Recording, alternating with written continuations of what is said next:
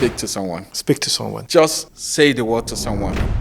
Whether we like it or not, mental illness is real. And the earlier we come on board and identify or recognize that this is real, the better it is for us in terms of longevity as well as quality of life that we live while we're still alive. It's like you have a car that is faulty. All the lights are showing on your dashboard, but you keep going, oh, that's fine, the car is still going. Of course, it's going to knock one day. You should recognize when this body system is not functioning well. Let's assume someone has got everything all figured out. Life is going good, but then they're still going through this stuff. How would you then rate that? If you give me money now, I know 1,001 things I just want to do. When someone is depressed, even in the presence of those things, they still don't feel that satisfaction about life. If you were not a mental health professional, what else would you be doing? Good evening, Tunde. Do I call you Tunde or James? Just call me James. I think it's a more popular name when it comes to, recognizing who I am. And I'll just give you a little bit of background story to that. Good. When I came down to Australia initially, I was identifying myself with my full name, Babatunde, and it was a big struggle. Pretty much nobody could recognize me. And then at some point in time, I thought, well, I may as well use my middle name. And that was how, James became more popular than my first name. And many years down the line now, a lot of people know me as James, as against, Tunde. But of course, people from my local community do know me as Tunde or Babatunde. Okay. That's it. Yeah. Thank you, James. I know you as Babatunde, but for this podcast, I'll call you James. Once again, James, welcome to this podcast. It's always a pleasure having you. We talk a lot. We attend the same church, so we talk a lot on mental health, and I usually see the passion at which you address that subject. And when I thought about who to address that subject on my podcast, I couldn't think of any other person but yourself. Thank you. Look, like I tell people, that's the only trade I know. That's the only trade I do. And outside of that, I really don't know what else I'm going to do in terms of career. I'm really grateful for what I'm doing. I enjoy it. I enjoy every moment I spend at work. I enjoy every moment I spend with my patients. And I just I'm really grateful for the privilege of, what I'm doing. If you were not a mental health professional, what else would you be doing? I think I'm still going to be in the healthcare sector, to be honest. So a little bit of my decision-making process, many years, ago, I thought about what to do, and I was at a very kind of very tight corner at some point in time in terms of, what path to take in life. And ultimately, when I decided to come into nursing, I again came into, a fix at some point in time where I was thinking, what exactly do I really want to make out of, this nursing career? And I came up with two options. My first option was to become a mental health nurse, and then my backup plan was to become a coronary care nurse. And to the glory of God, I'm really happy that, my first option worked out, and I'm so enjoying it, like I've said. Thank you for that brief summary, that brief history. I would like to take us back a little. Where did your journey start from? Briefly, first of all, your journey into, I would assume, I know you, and I would assume you didn't study to become a nurse from where you've come from. Where did that transition happen, and what led to this passion in mental health? Now, this is the thing, a lot of people think that, people want to migrate to Australia because they want to become, work in the healthcare because of, opportunities and all of that. I actually think in my own case, it's different. And going back to many, many years ago now, when I was still, in my home country, where I migrated from, I had so much passion in looking after my family members, particularly my grandparents. And if my grandparents were to be alive today, they would tell you that the one grandchild that looked after them, especially when they're ill, they will tell you, I'm that one grandchild. And don't forget that, my grandparents had a lot of grandchildren as well. So that was where my interest in healthcare started from. Now, way back when I was in Nigeria, I wasn't in any way in the healthcare sector, but I knew within myself that it's a profession that I'm going to flourish in if I had the opportunity of being in there. So a little bit of my background, I studied public administration, in Nigeria. I graduated, did my NYSC, went back, did my master's in industrial relations. At the time I was going to migrate here, I had the belief or I had the consideration to go into healthcare. And thankfully, I had a very supportive sister who, probably through the grace of God, who kind of backed that up for me. And she told me, look, this is really good. If you come in here, you do this, I think, you're going to have a good career for yourself and all of that. And that actually tied into what I've always been passionate about. So it was very, very easy for me to come in, settle in there. And I think also a little bit of my, experience, growing up, having qualifications prior to migrating here, I think that also helped me in terms of settling into the whole study process. And I totally agree. They are just completely, way apart in terms of, what I did study back then and also what I studied when I came here. But a combination of my passion and also the bits and pieces of experience from my previous education did help me. And by the grace of God, I went into it, came out successfully without any dramas. And, here I am today, man, really enjoying it. I'll take you back a little. You did mention, or you did allude to the fact that oftentimes people migrate and nursing becomes the next best thing. First, obviously, for the opportunities, but it does provide some stability, like we all know. But is there any denominator amongst all of this? Because if you agree with me, most people come into the country and nursing is it. In fact, I have a friend that, that wrote a book, I'm Not a Nurse, because she was also presented with opportunity, well, not like an opportunity, but it was just the option. And then she chose to go the other way for reasons best known to her. But do you have any to say to that? Look, I think what's really important when it comes to career choice, because with career, you think about the number of years you'll be investing into it. And you also think about the fact that, what percentage of your working career life constitute your journey on earth? So do you really want to spend that percentage of your life doing what you really do not enjoy? So in as much as, it offers people a lot of opportunity like people think, and also in as much as people think that there's a lot of financial benefits to it and all of that, I think what is really important for us all is that we should do what we enjoy doing. Because not until you're doing what you're doing, money itself or whatever you make out of it is not going to give you, that joy, that happiness, So firstly, my recommendation is for you to first and foremost think about you as a person. What is that thing that actually gives you joy and happiness? And then following from there, you should also think about, how can I make a career out of this thing that I know that I do enjoy very much? If you go about your life that way, it is much easier for you, to make, a successful career pretty much out of it. Thank you for that. We'll dive straight into it, mental health. The word depression, anxiety, and burnout gets thrown around a lot. But what do they really mean in practical everyday life? So look,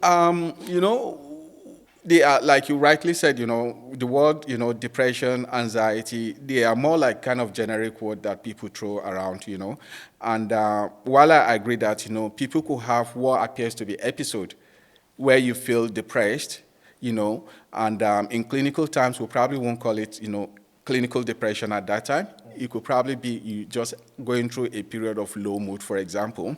Now, when it comes to, clinical practice, there are criteria that you have to go by before you can actually diagnose a person with, clinical depression, for example. I think, between the two, the most common one that you easily find, people talk about is anxiety. And people tend to undermine anxiety because people just think, oh, it's just a moment, I'll go through it. Maybe people could go through panic attack and they just, it's just okay, But look, when you start talking about clinical, when you start having a kind of clinical analysis and subsequent, the doctors will diagnose, anxiety and all of that, there's a lot that goes into it. But in general, whether it's anxiety, whether it's depression, there's an aspect that is really important for us to consider. And that aspect is the impact of that illness on your day-to-day functioning. So whether it's depression, whether it's anxiety, at some point in time, it can become very debilitating on an individual. And at that point, you can gradually see somebody who is high up there, just gradually, declining in terms of their functioning level. And even at some point in time, just to have a shower, for example, which me and you would think is just really basic, will become so much struggle for them. So at that point in time, the clinicians or the doctor especially, we look into other factors. We usually, the doctors will have like the DSM-5, DSM-10, diagnostic criteria that they use. And at some point in time, they'll be making a consideration in determining, if the person is having an anxiety, as a clinical diagnosis at that point in time. But what is really important, with this, so they're generally classified as mood disorder. And what is really important is that the earlier they're picked up, the better it is in terms of outcome. It's just like any illness. It's just like you're having cardiovascular disease, for example, you have hypertension, or you have high cholesterol level, for example. If it's not picked up early, it means that it's not treated early enough. And if it's not treated early enough, it means that it's going to be getting worse by the day. And if it's getting worse by the day, it therefore means that, the prognosis for you as the sufferer of that illness, it's not really looking too good. Thank you. You've mentioned some terminologies I would love for us to break down for our viewers. You've talked about low mood. We've talked about DSM-5 and DSM-10, as well as, for me, one of the key ones was criteria that needs to be met for someone to be clinically diagnosed as having depression and anxiety. Quick succession, what is low mood? And then we'll go to DSM-5, DSM-10, and then we'll go to those criteria. So look, because of my clinical practice, there's a limitation to what I can do. For example, as a nurse, we don't go into diagnosing people with depression and all of that. So with the DSM-5 and also with the DSM-10, they are diagnostic criteria. What is DSM? What does that stand so for? So it's I think I can't remember on top of my head what it's called. I'll put it on the screen. We'll find it here. Yeah, but what it's usually it's a diagnostic tool where it's got a criteria for each illness. So before a person is diagnosed with any mental illness, whether it's mood disorder like the anxiety and the depression, whether it's a psychotic disorder, like the schizophrenia, for example, there are criteria in terms of what are the manifestation in terms of symptoms, and also the duration of those symptoms before that can actually be diagnosed. So these are pretty much in summary what you can get from those diagnostic tools. And like I said, these are predominantly what the doctors will be doing. What criteria would be met or should be met for someone is diagnosed as clinically anxious or depressed or what? So like I did mention earlier on, I think one of the major one is the impact on day-to-day functioning. So if you get to a point where you actually cannot go to work, for example, if you get to a point where you cannot attend to your, daily activities, then, that's one criteria. Also, we have to look at the period. I think on top of my head, most of the mood disorders, it will be a period of 2 weeks, predominantly, where they get assessed to see, how this has impacted and also the persistence of this. Because with mood disorder, people could have a period of relief where you wouldn't experience those symptoms. And then after a while, you have a rebound of those symptoms. So typically, it could be a period of, spread, it could be over an observation over a period of, say, 2 weeks. And on the basis of that, the doctor can decide can make a decision with regards to what is happening with that person. So, first, the impact on the day-to-day life. Second, period, how long has this gone for? So if someone goes through low mood, as you call it, and it lasts for at least 2 weeks, and is impacting the person's day-to-day function, the person could be said to be depressed in some way? Yeah, like I said again, I don't diagnost people, so I'm really careful with that. No, generally speaking, when people go, it could be, persistent, existence of the low mood period for, the entirety of that 2 weeks. It could be that some people will have a break in the symptoms in between that. So it all depends. And also, again, I'm not a doctor, but, there's also, when it comes to depression, there's also what's called dysthymia or persistent depression. which is different from depression in itself. So dysthymia is when someone has an extended period where they're experiencing these symptoms without a break, without any relief from those symptoms, over that long period. What period is it? So again, it could be 2 weeks or it could be more than that, but usually the symptoms just keep going without any break in between that. So I could be going through a period of low mood, for example, today, maybe because I'm struggling financially, and then probably by some miracle I make some money tomorrow, and then, I snap out of it, and then, I move on with life. On the other hand, there are people who could be going through low mood today, maybe there is a financial issue, in the background, but let's say, by some miracle again, they also make the money, but still they still feel depressed. They still don't feel that happiness, that enjoyment, and all of that. If you give me money now, I know 1,001 things I just want to do. But when someone is depressed, even in the presence of those things, they still don't feel that satisfaction about life. They still don't feel that inner happiness that will usually, people will experience, when they get, those kind of things that will make them feel happy. Thank you.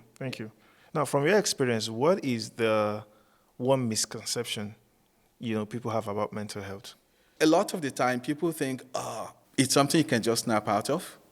And some people also think that mental illness is only meant for weak people. So you hear stuff around, he's just a weakling. You need to snap out of it. But in reality, it is not. It is not. So if you have someone who has a hypertension, for example, and you don't think that the hypertension is the making of the person, or the person can control their blood pressure as and when they want to, this is the same way it applies to someone who is experiencing depression or anxiety as well. Like I said, there are things you could do to me today that will make me feel happy, that probably in the next 1 week I'll be feeling really excited, really happy. My mood will just be really high up there, because I'm just so really excited about those things. Or there could be things that are upcoming for me in the future that will make me start feeling happy from now, even before that day.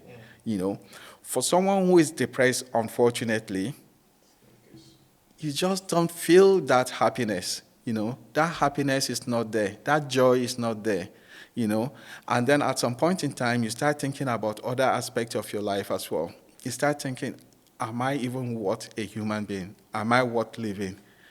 Compared to, say, this person, I'm really useless, I have failed, and all of that. But the way it works is, you see, when you look at mental health or mental illness, you have to look at it from a broader picture, because it's not just one aspect of life, it affects pretty much everything. And this is why even clinically it's been proven that, people who suffer mental illness go through a lot of, other things, including physical health issues. It's not uncommon to find people who go through mental illness having stuff like diabetes, hypertension, which are completely medical, issues, but that subsequently will come in. But then again, when you look at mental illness, you know that it can affect the entirety of a person's life. Is there I'll put my question most simplest way. You've had quite a few interactions with patients. You've maybe not diagnosed, but you've managed patients. Are there an underlying reason being reason in the sense that are there genetic reasons why some people are or would be classified as likely to suffer mental health than some other people? Absolutely. What are some of those? So sometimes there is a family genetic loading for developing a mental illness, So and part of what we do when we assess people, for a mental illness is you talk about their family history. So you want to know if there is anyone in the family who has suffered, a mental illness, and for some people they don't know. You could ask them, do you know anyone in your family who is taking any kind of medication? Do you know what medication is? So once they start telling you the name of the medication, that could actually be a pointer for you as a clinician to say, maybe this person is suffering through that.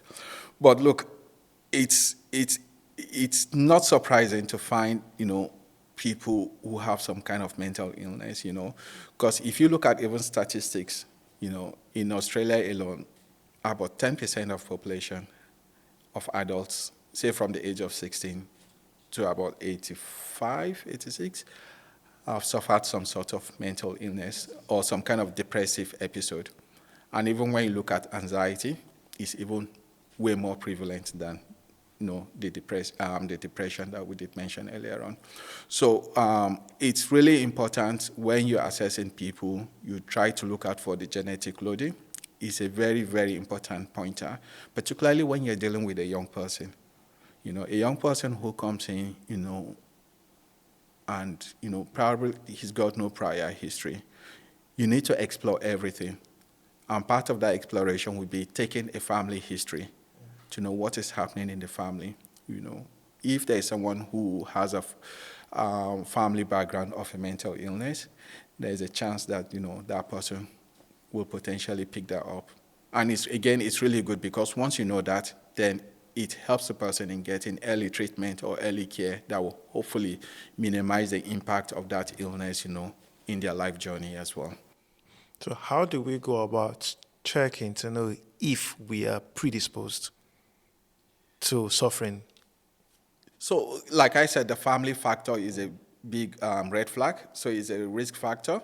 Then, of course, there are other things also that can predispose people to mental illnesses, life events, particularly when it comes to trauma, that could also predispose people to, having some kind of mental illness.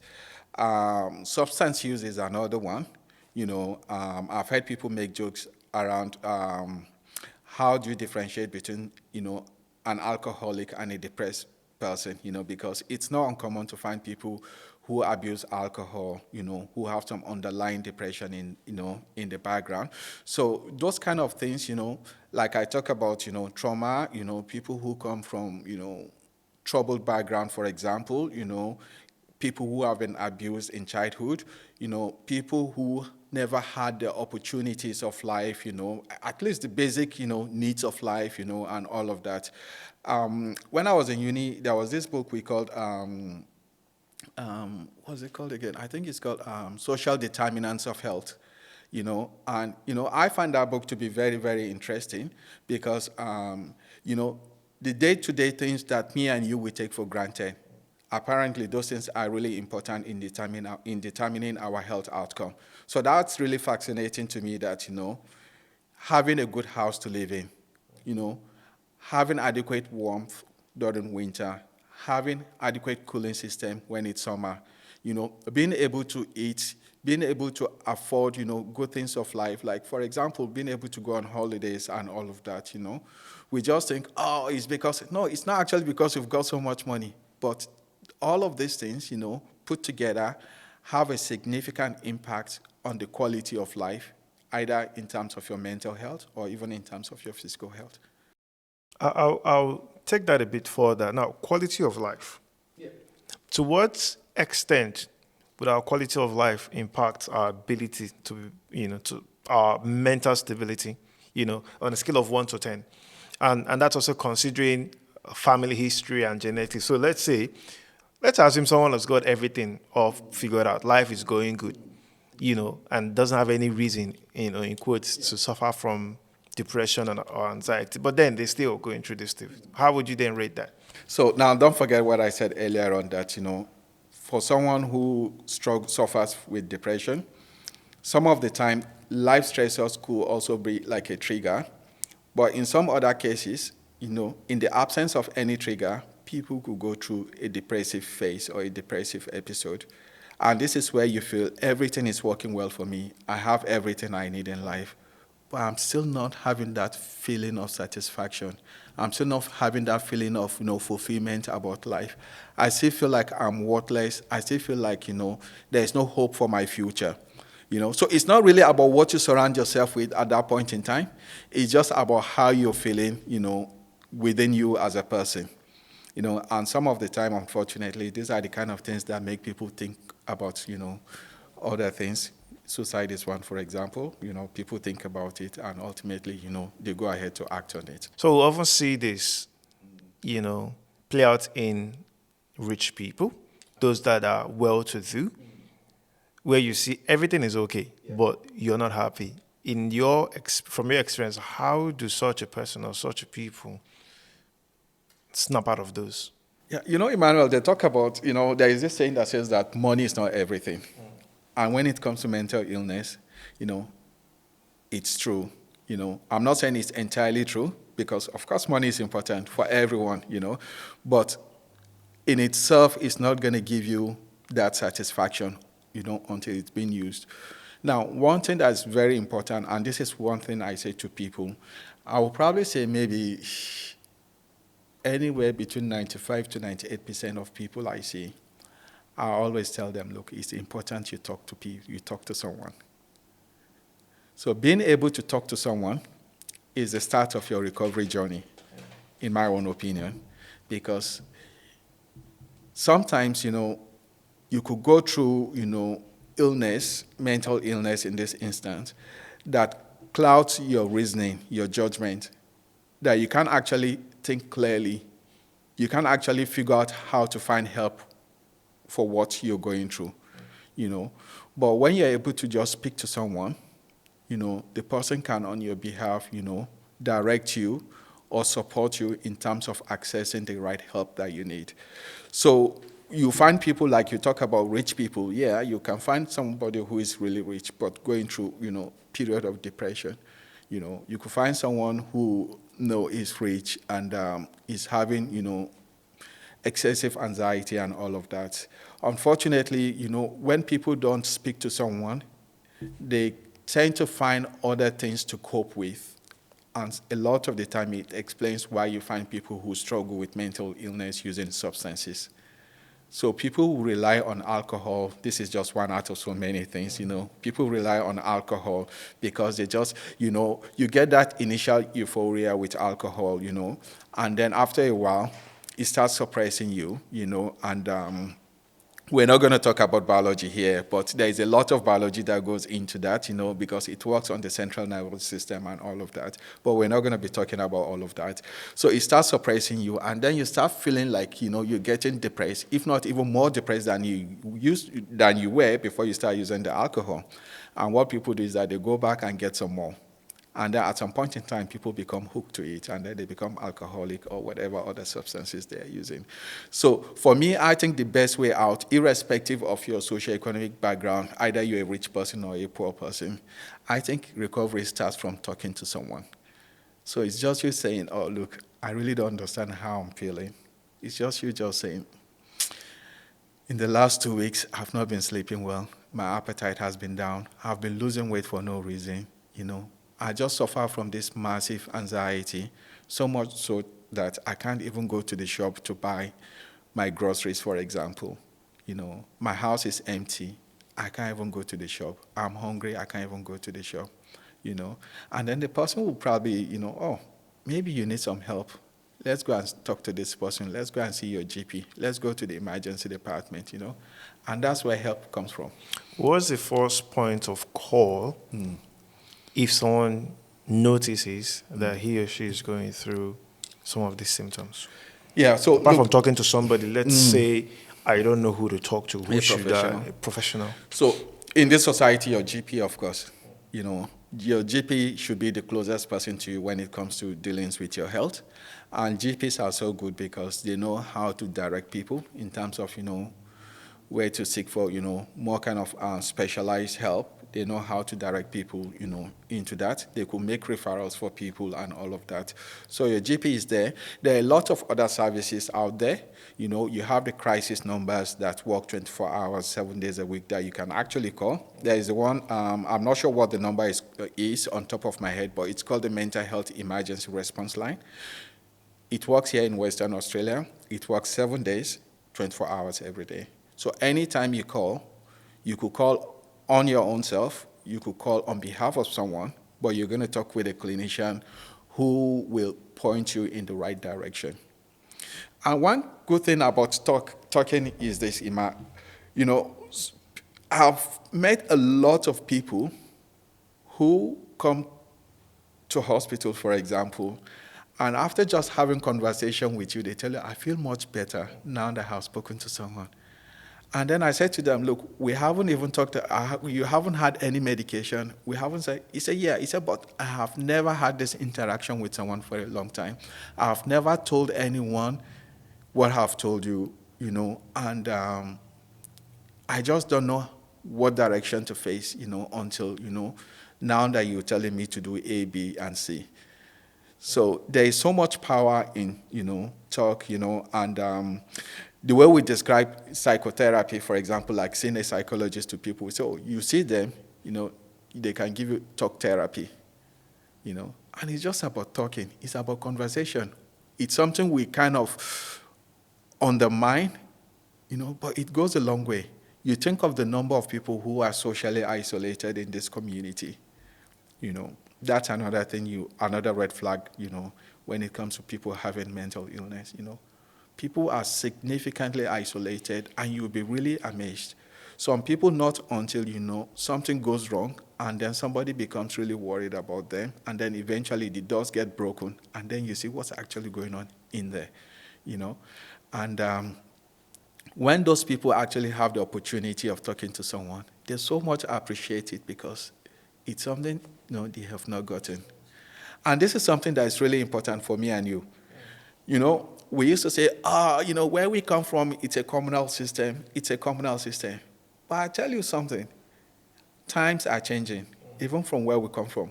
People are becoming more westernized. People are becoming civilized, so to say, and people are kind of adopting, the kind of maybe culture, maybe way of life, and people are now implementing it even in those societies that we used to think, they are communal and all of that. And as of today, you find societies, even in those kind of communities, where people just, experience a lot of, isolation as well. Wow. Wow. I wanted to touch, a topic that's really important, I guess, for myself. It's the misunderstanding we have around mental health as migrants, especially African migrants. Oftentimes we do think, just like you just rightly said, it's not for us. You understand? But coming over here, myself, for instance, when I came in here, it was isolating. It was, you first experience the first couple of months, you're shocked at how alone you are. You're talking to yourself most of the day, and then the bills are coming, and then you're asking yourself, what did I get myself into? And oftentimes we do not understand. Personally, for me, I didn't understand. I actually went into depression that first couple of months I was in this country, but I didn't know what depression was. It wasn't a thing that was discussed from where I've come from. It was years down the line. Then, in hindsight, analyzing what happened all through that period where you're anxious. I was always scared. And things like that. For every phone call, I'm analyzing every phone calls to see who is calling me. I want to go and check and see where the best. I will first want them to leave me a voice note, and then before I even call back and things like that. What do you have to say to that, particularly as migrant? Why is it so misunderstood within the African community?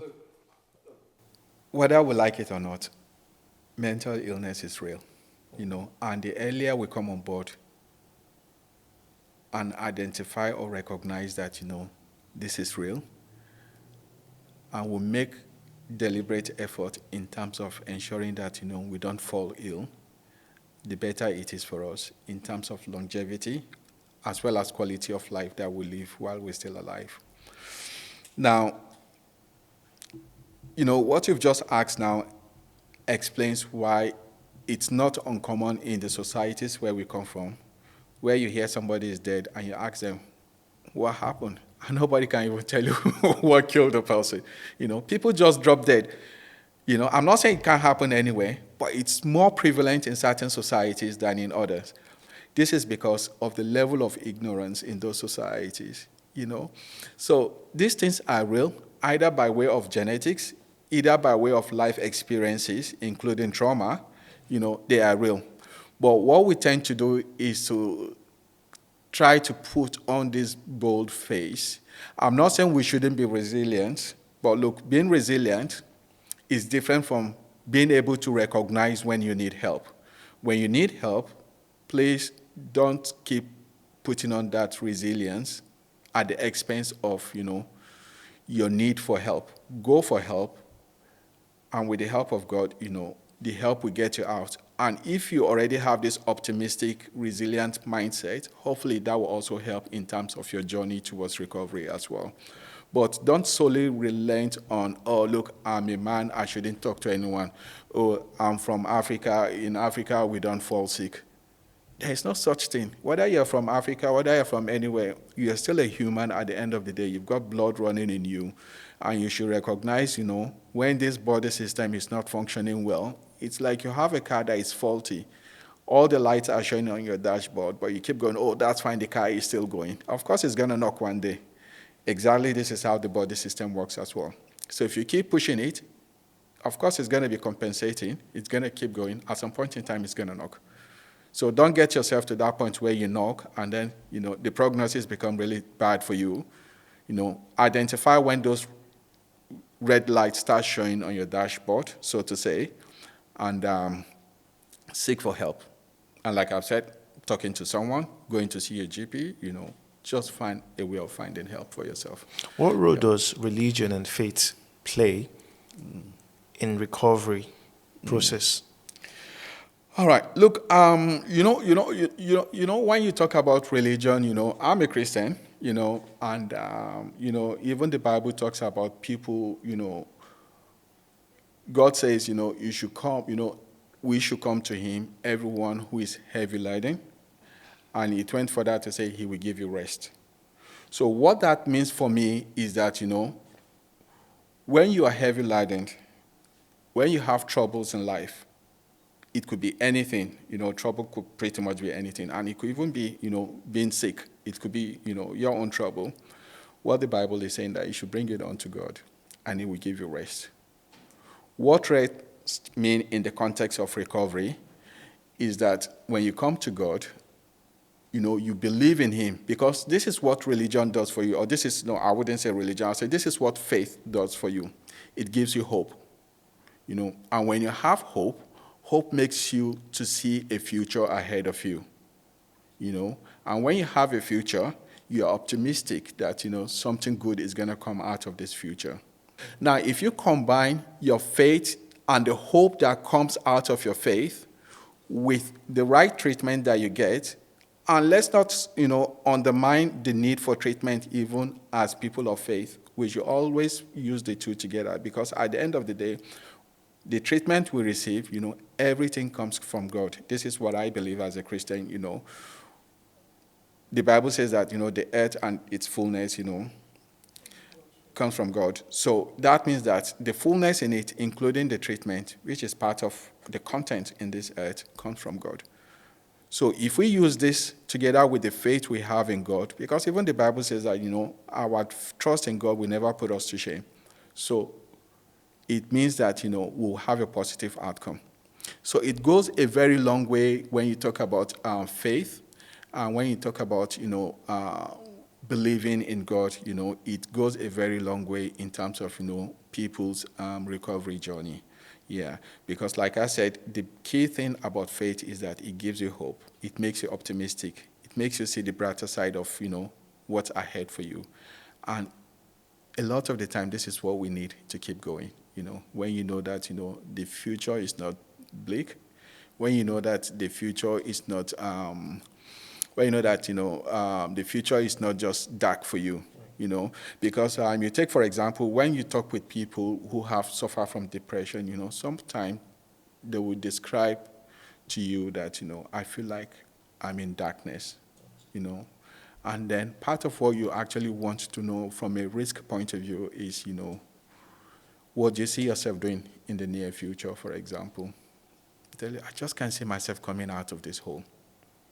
This is someone who is really depressed, who just can't see anything in the future, But this is what, having a relationship with God, having faith in God makes you see. It makes you see that, because when you read the Bible tells you, what God's plans are for you. I think in the book of Isaiah, it talks about, God's plan to give us a perfect end and all of that, And those are the kind of things, that keeps you going, because they are what that gives you assurance. You feel well assured, you feel optimistic, and you feel that, irrespective of what now is saying, tomorrow is going to be a better day. Do you ever prescribe faith as a means to recovery? So this is the thing. Ethically, you can't talk about faith with people, but sometimes, like I said, talking with people sometimes is pretty much the therapy someone needs, Sometimes when you talk to people and you share life experiences with them, and this is just on a case-by-case basis, sometimes people actually pick meaning out of it. And you'll be surprised that some people actually have, knowledge either from the past or so that it's in them. And when you talk about these things, they kind of it kind of resonates with them, and it's easy for you to kind of build up on that. So ethically, you probably would not be allowed to do that, to enforce it on people.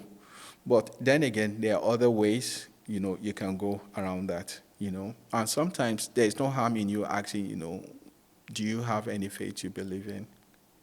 Just a simple question. You're not saying you have to join my faith, but you're just asking a question. And when someone shares your kind of faith, there's no harm in you having some conversation, around your faith with that person. Thank you.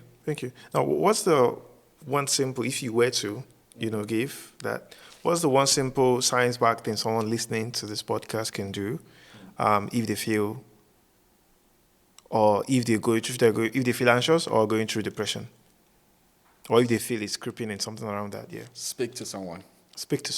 Just say the word to someone. It could be your mom at home. It could be your husband at home. It could be your wife.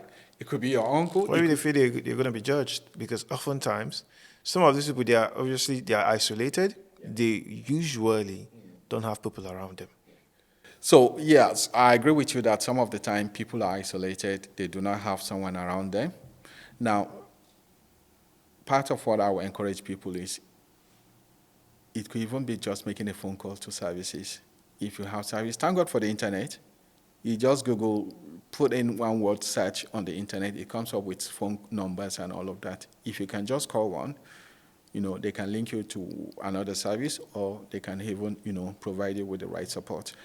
In my experience, I've seen instances where services have actually ultimately make a phone call to emergency services to go to someone's house to pick the person up and bring the person into hospital, because they're quite worried about this person, if the person, continue to stay at home, So those helps are out there, and I will always say, just reach out to someone, reach out to something, There's never never underestimate, anything at your disposal. So if it's a number you can lay hold on, if there's someone you can talk of, if it's someone from your community, for example, people like us who are migrants, a lot of the time, we have the additional benefit of speaking to people, from our community. And in my practice, I've seen a lot of people who get brought into hospital by members of their community because they're just worried about them, So it could be that. You could just talk to someone from your community. And also, if you're a person of faith who has some, religion, you belong to some religious group, you could talk to someone, and so just reach out for help, pretty much. Further to that, it's a question I will ask, in relation to that would be, if you were to create a survival toolkit, if you were to create a personal survival toolkit, mental health survival toolkit, oh yeah, what would be in that toolkit? 5. For myself? Yeah. All right.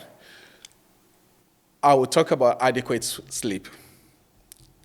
So that will be one thing I will have in my toolkit. You can never underestimate the importance of sleep. And, like we did, we've touched on depression and anxiety, but there are a whole lot more, when it comes to, mental illnesses, But when you look at the whole spectrum of illnesses, in psychiatry, sleep is a very, very important factor. As a matter of fact, sometimes, one of the first recovery journey for people is to help them with medication to help them sleep, and then you take it from there, So sleep is one thing that will definitely be in my tool. Another thing is lifestyle choices, making the right choices, when it comes to lifestyle, exercising, I'm not saying you have to go around and, pump the metal. I mean, it's good, if you can do that. There's nothing wrong with it. But, simple walk, it's as simple, but it does a lot of, it gives a lot of refreshment to your mind, to your brain, even to your entire body. So those are the kind of things, learning to relax. Also, learning to take life easy is another really important toolbox, Learning to take life easy. I know life, not really life, but I think the world we're actually living now is so very chaotic, so to say. There are a lot of factors that can stress you out. It could be family, it could be finance, it could even be your career, it could be a whole lot of things outside, even driving on the road. Population is growing, more traffic on the road, people are becoming more impatient, It's easy for you to get stressed from all of this, but just learn to take life easy. And I'm not saying you shouldn't be, what's the word again? I'm not saying you shouldn't be, I'm not saying you shouldn't be hardworking. I'm not saying you shouldn't pursue goals of life, but learn to have a boundary between, everything you do in life. Learn when you need to apply your brakes and just, relax a little bit. So that would be another thing. If someone is taking medication, for example, I'm a very strong advocate of don't decide to stop taking your medication, because in my experience of relapse, I know there are a whole lot of things that make people relapse. It's one thing that I've seen that has made people relapse. And you ask, why did you stop taking? Oh, because I was feeling better. I just think I don't need the medication. But, well, you're feeling better because you've been taking your medication all the while. And then the moment you stop taking it, that's why you've ended up back with us again. So it's one thing I will always tell people, if you're on medication, keep taking it. Can they actually get off that medication? Yeah, it's possible. Some people do. Unfortunately, some people don't. Because the argument I hear a lot, and I've seen that online as well, it's all business for the big farmers. And it could be that. It could be that, but I'm not going to go into the business side of it. Yes, obviously, we don't have those details. but the thing is, where do one draw the line? Who decides when to go off this or not? What we tell people is, don't make the decision yourself, because at the end of the day, you are not a clinician. So let people who have the experience make that decision. So go to see your GP. If you think you're feeling well, you want to go off your medication, go see your specialist. Let them advise you. Interestingly, some of the medication people take, they are such that you can't just decide to stop cold turkey, because people who have what they call withdrawal symptoms from them. So you have to gradually get wind of those medication. And when you decide, on your own accord to take it, you could experience, you could have some really terrible experience out of that. So it's never a good advice for you as a patient making that decision for yourself. And it's okay for you to let your specialist know how you're feeling. Oh, look, I feel much better. I've been on this for 6 months and I'm feeling much better. Is there anything we can do? I really don't think I want to keep having it for life. They could talk through things with you. The average, I'm not sure if you have that, but I would ask anyway. From your experience, how long have some of the patients been on that medication? Like I said, some people have just been on medication since they're young. And unfortunately, some people will be on it forever. But, because we've talked about depression and anxiety a lot today. Are those treatable? They are. And there are lots of medication for them as well. But this is the thing, when it comes to mood disorders like the anxieties and the depression, it's not just the medication that work for people. It's a combination of other things. So you're looking at like the psychotherapy does a lot for people who go through depression. That's the talk therapy I did mention earlier on, seeing a psychologist. And it's one thing we always recommend for people, particularly when they come with, a mood disorder. We usually encourage them, see your GP, let your GP refer you to see a psychologist. Because when you have that with a combination of medication, clinically, it does a lot of goodness to people. Thank you. The toolkit. So you've mentioned adequate sleep, lifestyle choices, learning to relax, learning to take life easy. Is there anything you want to add to that? Maybe that's what will be on top of my head now. How many is that? 4 of them. 4 of them. So if I have this, I should be good. Look, for a believer or, for someone of faith, I'll probably say, hold on to what you know. Hold on to what you know. It works, I'm a clinician myself, but I know that my faith has never failed me. Yeah. So I would say, hold on to what you have. Thank you.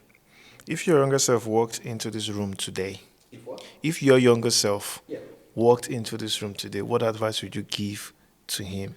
Oh, man, aspire, man. Aspire as, as high as, you want to go. Yeah. With life, things happen in the journey of life and you start slowing down over time. Marriage could be one, raising children would be another one, But if I were like my younger self, believe me sincerely, I would just keep going when it comes to, educational pursuit, career pursuit, and all of that. I probably would consider diversifying, into something else, but still related to, my current career. Yeah. So that's definitely what I will be telling, my younger self. Just keep going. The sky is actually your starting point. Wow. Thank you. Well, rounding up, I've just got 2 more questions and 1 activity. Someone left a question for a future guest without knowing who the person is or would be. And I'm going to ask you that question. Okay. I hope it's something that's related to my topic. Bring it on, man. Have you ever experienced anything in your day-to-day life that caused you a mental breakdown? And how did you handle it? Of course. Can you share? Look, we all go through, challenges in life. I may be fortunate enough that, I can identify a family member who has a mental illness, and as such, I would probably say, I don't have a genetic loading to develop a mental illness, But that doesn't mean that, I'm completely isolated. There are times I've felt really low. And I'm not just talking about feeling low for a couple of hours. There are times I've felt really low for maybe a couple of days. And often in the context of, challenging life circumstances. During those moments of lows, that's when I can't sleep properly. I'm constantly feeling tired. Sometimes I may not even have the appetite to eat, So I probably won't tell you, what the trigger is. But of course I've felt that way, But through the grace of God, I know what's causing that at the time when I'm feeling that way. And by the help of God, when those things have been addressed, I get out of it. And then, I'm back to myself, But there are moments where I felt that way. In practical terms, how did you manage it? Yeah, there were causes. Did you fix the cause and then you felt better? Or did you manage the feeling of low mood? For me, I think it's about trying to address what the source is. So if I know that this is the reason why I'm feeling that way, part of what I'm thinking is I need to address this, because I know that the moment this is addressed, I know that I won't be feeling that way. So in terms of, practical approach to doing things, it's me trying to address the cause. Another practical approach for me is what I've just shared with you guys earlier on, talking to someone. So I'm in the habit of talking to people who are close to me, to tell them what exactly is going on with me, and it's really helped me. Thank you. It's really helped me. Thank you. Last question for you. Yep. What message do you have, for anyone listening to this conversation? What would be the takeaway for them from this conversation? Look, I think in the book of John, it talks about, being your brother's keeper. It says, look, care for my sheep. And that's my takeaway, message for anyone. Be your brother's keeper. Look out for each other. Learn to ask people how they're feeling. If you have concern about someone, be in the habit of asking that person, are you okay? And it's not just asking, are you okay? It's also you taking the time to listen. It's one thing for me to ask, are you okay? It's another thing for me to actually listen. So be in the habit of asking people how they're feeling, checking up on people, It could be by text message, it could be WhatsApp, it could be phone call, it could be face-to-face, whatever means that you have, especially when you know that someone is going through a difficult patch, be in the habit of just checking up on that person. I think that would be my takeaway, for anyone. And I tell you, you will think it's nothing, but it means a lot to that person because probably they've never had anyone just asking them how they're traveling, how they're going. It's you just asking them, and then they tell them. It's worked for me. Recently, I was going through some really, stress. I was really stressed, and I have this friend of mine who just randomly asked me, are you okay? What is going on with you? And he just said it jokingly, and then we started talking. And then we were there for like 45 minutes. We were still talking, I was just pouring out my heart to him, and, and he took the time to listen to me. And when I left the place I was going, I was driving away from there, I felt much lighter just from that conversation I've had with that individual. So there is so much power in talking to someone. And it goes a long way when you check up on people to see how people are doing. Because people are going through a lot. Some people do not have the confidence to initiate that conversation. Some people do not even have the capacity, It's just because, they're going through a difficult time. They don't even know who to talk to, how to start the conversation, when or where to go seek for help. It is just by you saying, oh, how are you going, my friend? How are you feeling? I haven't seen you in a while. I hope you're okay. And then the person just go, well, this is the person to talk to, and then they just start going. And then if you take the time to listen to them, it could just be you saving that one person at that time. Thank you. Very important. Ask the question, are you okay? That's the most important question. Are you okay? And don't just ask and then move on. Take the time to listen. Listen. Yeah. Thank you. Thank you so much, James, for joining us on this podcast. Hope you had as much fun as I did, sharing. And I hope you had fun. It's a beautiful time. I thank you very much to you and also your crew for having me. This is probably my first time being on a podcast like this. You did well. You did very well. It's a nice experience, and I do appreciate the recognition as well because, it's one thing for you to do what you're doing, and it's another thing for someone to actually recognize you. It could be someone you've had a direct contact with. It could just be someone from nowhere. But either way is the fact that, someone has actually recognized what you do, and I do appreciate that. And for you, it's been a long way coming. I know you, many, many years ago, way back to even when I got married, with your photography and all of that back then, But overall, looking back from that time to here, it's just so much blessing. You've grown really big, you've established a lot, Times have changed, you've also changed, positively, in the context of, positivity. So, so much reason to be grateful to God. And, I do appreciate this opportunity to Thank be you here so to much. talk to you Thanks. guys. Thank you very much, Ima, Thank for you. having me. I do appreciate, the privilege of being here. It's been such a beautiful time. Yeah. Okay. Yeah, I didn't know I could actually talk that much with people. No, you did I'm well. not a big talker, to be honest, but You? No, when we talk mental health, he's a big talker. I think that's the one thing that will actually get Yeah. me to talk. Yeah, and I do enjoy the thanks. time I spent here today. Thanks. Thank Awesome. you very much. Thanks. Yeah.